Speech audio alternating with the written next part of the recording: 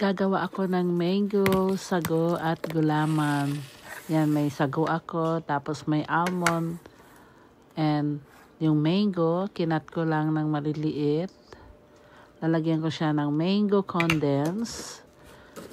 At saka half and half.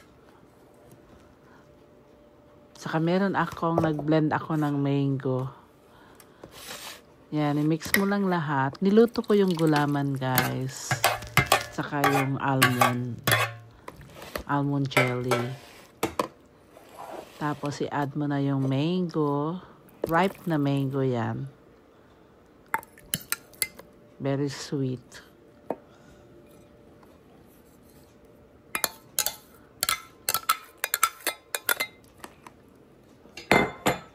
And then, nag-blend ako ng mango.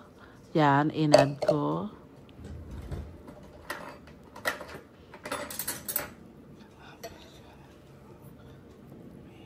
Tapos, lagyan natin ng mango condense. Kung wala kang makitang mango condense, yung regular na condensed milk, ay okay lang din po yun.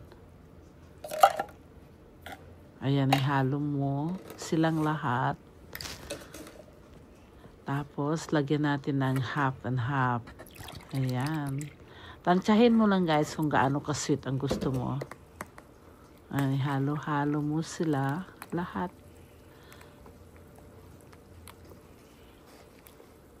And then, ilagay mo lang sa refrigerator ng mga about 2 hours.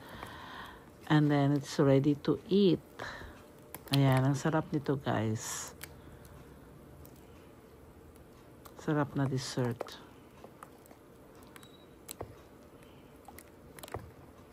Thanks for watching.